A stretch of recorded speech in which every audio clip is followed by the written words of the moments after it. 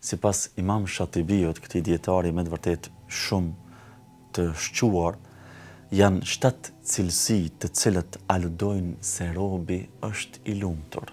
Pra, nëse i ke këto cilësi, nëse i përmban këto cilësi, atëherë kjo aludon se ti je i lumtur.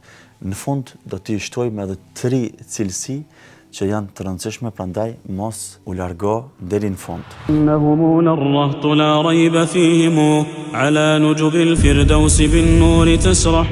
Imam Shatibiu thot kështu: para cilësi, thot, i lehtësohet robit në nështrëshmëria ndaj Allahut subhanahu wa taala. Pra, praktikimi i veprave të mira i vjen lehtë. E dyta, thot, në veprat e tij ka përputhshmëri të plot me sunetin e pejgamberit sallallahu alaihi wasallam. Pastaj, e treta cilësi që aludon se është i lumtur, thot, shoqërohet vetëm me njerëz të mirë. E katërta, thot, posedon sjellje dhe moral të mirë me vëllezërit e tij. E pesta është bamirës ndaj krijesave.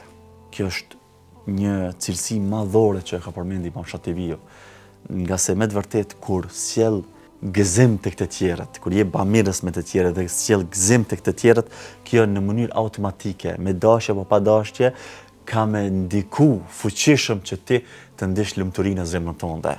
Edhe secili që e praktikon këtë, që jep sadaka apo i ndihmon të tjerëve, kur sheh lehtësimin tek të tjerët, kur sheh ndihmën tek të tjerët, kur sheh ndikimin pozitiv që e ka tek të tjerët, kjo në mënyrë të prerë dhe automatike ndikon që ki të ndi lumturi dhe gëzim në zemrën e tij.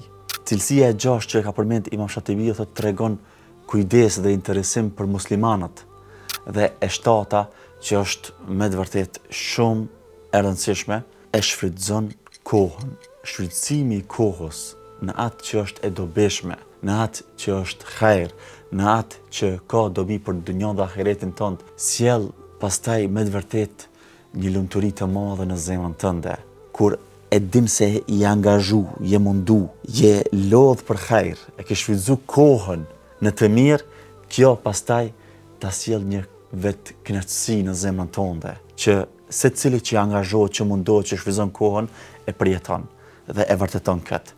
Dhe 3 cilësi shtesë që kemi mundësi me i përmend që janë po ashtu shumë të rëndësishme, cilësi që aludojnë se jemi të lumtur.